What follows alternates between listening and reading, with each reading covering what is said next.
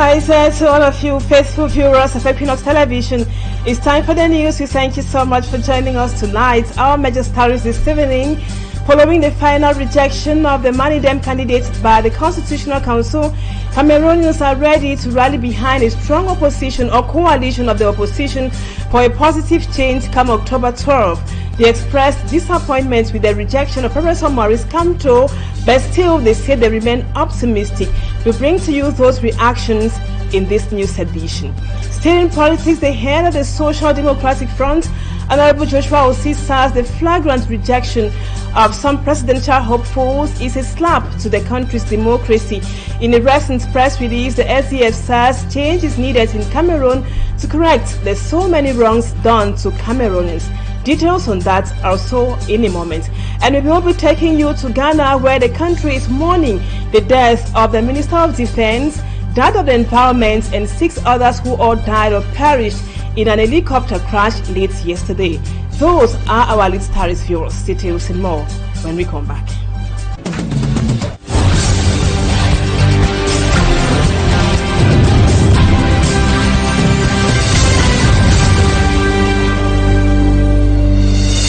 Welcome back, viewers. Thank you so much for being with us. Thank you for the confidence. In politics, calls on the opposition to unite in a common front to unseat the 4-decade-old Biya regime rises to the sky again after the final rejection of Professor Maurice Kamto's candidacy for the October 12 presidential election in the country. Professor Kamto is now seen as a unifying factor capable of bringing together the divided opposition in Cameroon. Babila Jonathan reports. Though Elections Cameroon and the Constitutional Council forced him out of the presidential race, he is still in the race. Maurice Kamto remains very, very essential, very, very important in the electoral process in Cameroon, even if he's not going in as a candidate. Professor Maurice Kamto is now being urged to unite the opposition to step up the change momentum sweeping across the country. Maurice Kamto is an energy, constitutes a very strong political energy in this country. He should spearhead such a coalition in a way that we can have a unique candidate who can go in this presidential election against the incumbent president. You know, on several occasions, I've made it very clear that if they go in dispersed runs, they are not going to win for obvious reasons. So I think that he can come now as the head of that coalition to propose to the other political parties to come together, unite together, and then come up with a candidate. To Dr. Barrister Kamwa Limen, a North-South coalition led by a Northern frontliner will be the game changer. If a unique candidate comes from the North, being supported by SDF and all the other political parties, be rest assured that we're going to win. Because the North constitutes a very large electorate. The North stands a better position to rally the South. When the North comes, the whole Grand North is coming, which is wanted already. And if Northwest and part of Southwest, they support the North, you see that they have gone up to almost 2/3.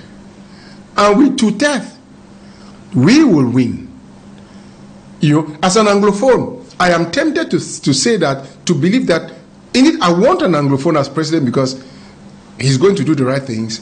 But honestly speaking, it is not something you can realize now. Like him, many analysts hold the opinion that a come together of the opposition is imperative to ignite a change at the helm of the state and the entire governance mechanism of the country come October 12, 2025. Still in politics, the controversial exclusion of Professor Maurice Kamto from the race to the 2025 is drawing global condemnation from the international community, particularly the international rights organizations. One of them, International Rights International Group, a Human Rights Watch, has condemned the Constitutional Council's decision to reject the candidacy of Professor Maurice Kamto. Let's now have the details with Fomi Armstrong Sander. In a statement released 2 days after the verdict of the Constitutional Council, Human Rights Watch noted that the exclusion of Maurice Kamto, a key opposition leader from the race to Itudi, undermines the rights of Cameroonians to participate in free and fair elections. The group called on authorities in Cameroon to allow Maurice Kamto to run and stop their crackdown on opposition, releasing those arrested for political reasons. The rights group also highlighted the arbitrary nature of the Electoral Commission's decision, which claimed that Kamto's party, the Manidem, had sponsored a second candidate. Manidem's president, Anise Kane, had denied these claims, and Kamto's legal team has accused the government of attempting to shut down opposition.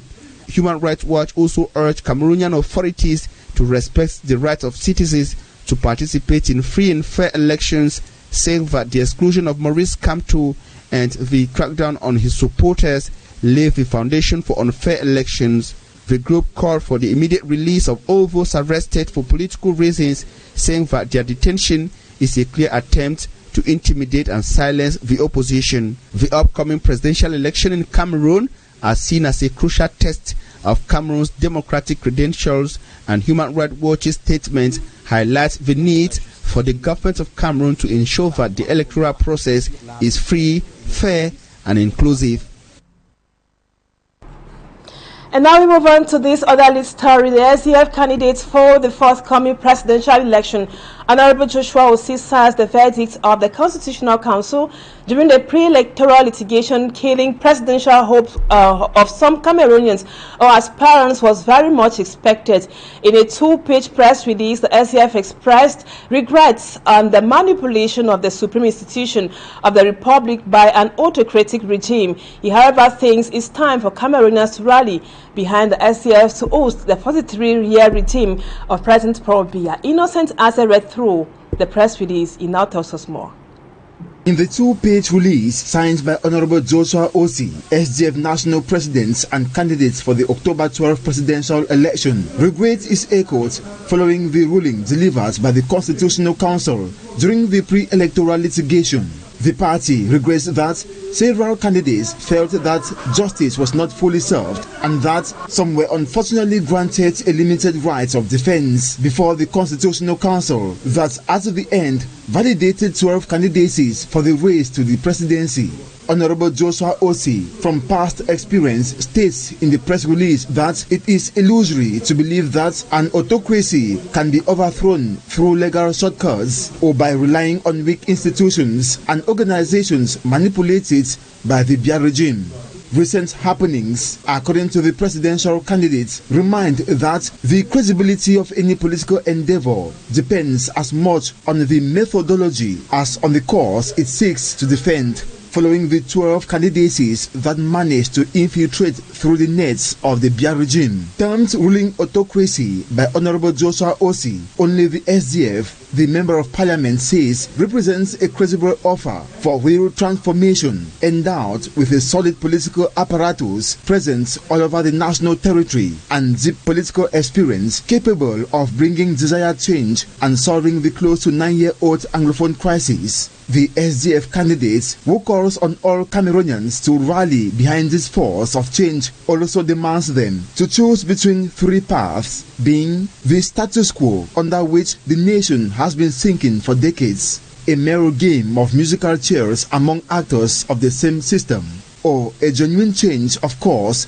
grounded in a deep and comprehensive refoundation of state institutions. Honorable Joshua Osei hopes to see a unified, courageous and determined people of dignity march towards the future with a calm and resolute heart to end 43 years of suffering, end the war in the northwest and southwest regions, grant amnesty to political prisoners, provide decent jobs, restore the dignity of the population of the Grand North, and so on. Thanks, Asa. In the second part of the news, we will be talking with the civil society of the diaspora on their perception of what is happening in Cameroon. Now we talk something else. Over 1,000 traders of Marché de Farm, a popular market here in the city of Douala, say they are stranded following the demolition of their shops. The disgruntled traders say they own land on which their shops were constructed. Mala Glory spoke with them and now tells us more in the report. This comes up next. The traders are furious. Their shops at Marché de Femmes have been destroyed by authorities of the Douala 2 Council. It is a popular market in the city of Douala where ready-made clothes are sold at the wholesale price. According to the traders who have been on the site for more than 27 years, claim to have land titles to their shops which they say was demolished without prior notification. Even myself, I don't lose more than 50 million. We are more than 3,000 business people. I've been here in this market for more than 18 years. One evening, a group of people came and said they were going to destroy the market. We thought it was a joke. And around 4 in the morning, the thing was down. So we're stranded. We spent the whole night outside, about 1,000 of people outside in rain. They destroyed our goods because as they were the thieves, they were carrying. Then later on, Madam just invited us that we should come for a meeting. A gathering that brought more than 100 business people together for a common goal: regain their shops. The council during the meeting revealed that the main objective of the demolition was to refurbish the market with modern shops as well as hygiene and sanitation facilities. But once the market was brought down, many showed up in less than 1 month with 16 land titles in order to be compensated. However, the mayor promised indemnity for those affected with true land titles and have been registered. Nous avons demandé qu'il y ait une rencontre. We call for them here to assure them that the state has taken everything into account, and as you know, it is a market, and to say 1 or 2 individuals who present 21 land titles in less than no time, that is not possible. However, those who have been registered will be compensated, and it must be noted that the matter is presently in court. Souffrira de rien leur installation. On the other hand, more than 24 families who are natives of this land are now stranded after their houses were also destroyed by the council. They share their misery. That fateful morning, everything was brought down, with all our properties inside. And despite our numerous complaints, nothing has been done. Meantime, the matter is in court while traders remain stranded, hoping to regain their shops on the more than 6 hectares of land. And now in our series of the installation of the newly appointed DOs and SEOs across the country, we take you now to the northwest region of the country, precisely to Bali. Bali, a once thriving town in Cameroon's conflict-hit northwest region, remains trapped in a cycle of insecurity and economic paralysis. Schools are shut, government offices abandoned, and livelihoods shattered in Bali. A new divisional officer has been tasked with restoring governance, tackling rampant smuggling, and rebuilding trust in a community worn down by years of violence and insecurity. Our Northwest regional correspondent, Bustela, was in Bali. Bali, in Cameroon's conflict-affected Northwest region, remains a community in distress. Years of insecurity have shut down schools, driven away civil servants and elected officials, and crippled the local economy. Amidst these daunting challenges, a new administrative chapter begins. Equinoxe has taken over from Dolingo Diongo as divisional officer for Bali, and these challenges await him. Some major areas of concern include the education sector that has suffered the closure of several schools. Another major area of concern which I deem necessary to bring to your knowledge is the constant conflict between farmers and grazers. This, coupled up with some land boundary conflicts, have over the years jeopardized the long-sought peace necessary for the development of our community. While Bali's economy is on its knees and struggling to rise again, the subdivision serves as a major transit point for illicit goods, a challenge the new DO must urgently confront alongside efforts to restore stability and governance. Peace and social cohesion to prevail before, during, and after the October presidential election here in Bali, and that he should remain extremely vigilant. During the ceremony at the grandstand in Bali, community leaders pledged their support to help restore trust and stability. We know who the constitutional authority is. So you should have no fear that in Bali. As Bali enters the back-to-school and election season, Che Ignatius begins his mandate amid hopes for peace and progress. The ceremony ended with a military march past by defense and security forces. And now in news out of our national frontiers to Ghana, where the country has declared 3 days of national mourning after a military helicopter crash killed defense minister and also the minister of the environment alongside 6 others over to the northwest of Nigeria, where gunmen have kidnapped at least 45 women, children and also teenagers. Meantime, the trial of former Chadian Prime Minister Kousseri Masra began on August 6 in Jamena, Chad, for charges related to a violent intercommunal conflict. A roundup of the stories and more with Immaculate Fogwe.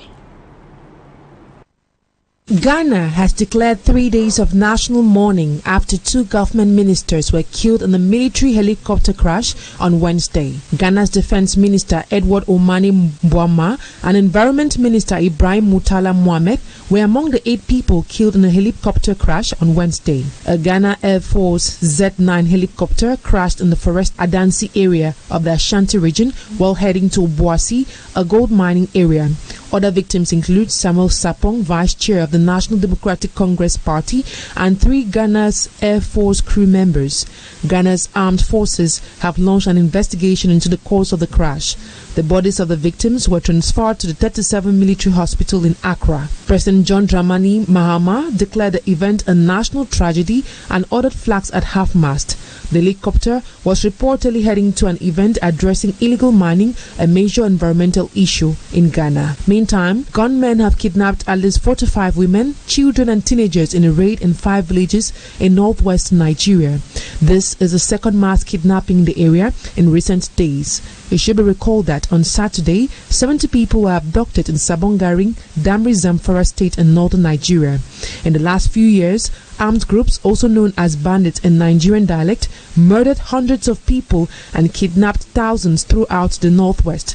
They hold hostages for long periods of time and demand ransoms to release them. In other news, the trial of former Chadian Prime Minister Kousseri Masra and 74 other defendants in the Mandakao case began on Wednesday, August 6 in Jamena.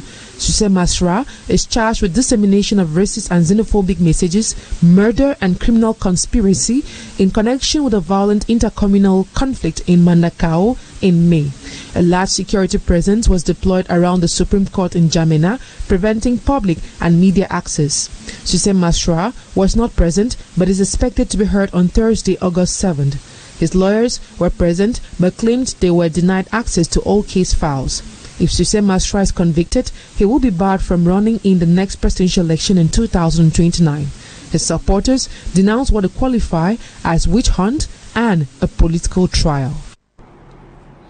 Thank you, Immaculate. Now let's move on to our series on how Cameroon is faring today.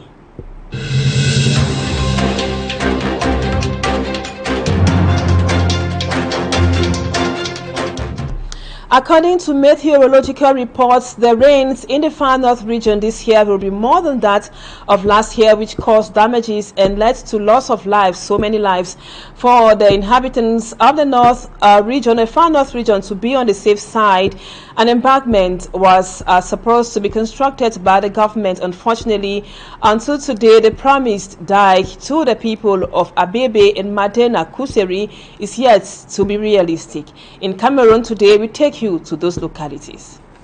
As inhabitants of Kousseri, chief town of Logon and Shari division await the heavy downpour as announced by the weather forecast experts, Abebe and Madina Kousseri, all third-class chiefdoms found around the shores of Logon and Shari River, which is the natural boundary between Cameroon and Chad, some years back, due to the constant rainfall accompanied by floods, the government put up an embankment to prevent flooding from sea with the help of the people. from the two villages. But unfortunately, due to the negative impact of erosion, the floods that have occurred this year have caused the dike to fall off. The dike was constructed by the Sotuba enterprise to protect the people from the effects of flooding. But since it was constructed in 1997 with erosions, the dike is slowly getting bad. In 2023, it collapsed while the people were going about their normal activities. The youths of the neighborhood who tried stopping water were swept into the sea. Neighboring Chad has already constructed a modern embankment to stop flood from the Logon, but in Cameroon, it is with the help of sticks and bags filled with sands that the dike has been constructed. There is a section that the runoff from the rains destroyed, and the water from the sea removed a greater portion of the dike. In August 2024, where we are standing, water covered the bags of sand, and that bridge was completely engulfed by water. The whole neighborhood was flooded. I could see all of Kousseri was outside to manage the dike. The population of Abebe and Madena Kousseri are caught in the middle. Apart from the floods from River Logon, they also have to battle with runoff when it rains heavily, and many villages in Kousseri are not spared when it rains. The people who have tried many ways to stop water haven't succeeded to curb the threat, though it has helped to limit the damages. As you can see, this year again we are going to open the waterway to enable runoff from rain into the Logon. If we don't do that, the runoff from the rain is also a threat. Everything that you see, the Abebe neighborhood and Semri, all water end up here. So it's important to open a drainage to solve the problem. If the dike is rehabilitated, it won't benefit only residents of Abebe or Madena Kousseri, but the entire Kousseri. The population are looking up to the government. At the other side of Kousseri, the dike promised by the government on several occasions is yet to be realized. That which was constructed in Abebe and Madena Kousseri villages is threatening to collapse completely. The efforts of the natives has not helped in any way. Many now spend sleepless nights in these localities and Kousseri in general. Apart from the fear of floods, power supply is not available, as well as poor access roads linking the headquarters of Logon and Shari and that of Jamare. Whenever you see a bulb lighted, you should know that the bill will be served in 2 days. We don't have electricity. That is another serious problem. The transport is not constant, from 15,000 to 20,000 francs CFA or 25,000 francs CFA. And when there is no rain, it goes back to 15,000. It changes every blessed day. You can imagine a woman who wants to go to the market with her goods. She can't make it. Uncountable calls have been made to the government for the construction of a modern dike and the reinforcement of the already existing ones. But instead, the people who are already living in makeshifts and poor conditions are given gifts which don't help them. Before we go, we take this other interesting news element. Out of 800 aspiring commandos seeking to join the Rapid Intervention Battalion, the B, over 350 have successfully completed the 20-kilometer race for the Special B Recruitment 2025 Stage 7 here in Douala. The candidates from the Littoral and the Southwest regions underwent 2 days of intense testing under the close supervision of the B National Recruitment Commission. Lucy Liengo is here with details. The 7th stage of the Special B recruitment for the year 2025 in Douala, Littoral region began on Monday, August 4th. The recruitment process was initiated with the identification of candidates and preliminary medical examinations conducted by qualified military doctors of the B. Candidates aged between 18 and 29, all sharing a common goal of joining the prestigious Rapid Intervention Battalion B, underwent rigorous assessments to determine their fitness for the demanding 20 kilometers race while carrying a load of 20 kilograms. We started in Ebola. Now is the 7th stage of this recruitment here in Douala. After the first medical checkup, we think we have at least 450. On the second day, in the early hours, 800 candidates participated in the 20 kilometers race, including 197 from the southwest region. They started from the Japoma Stadium, located in the east entry of Douala.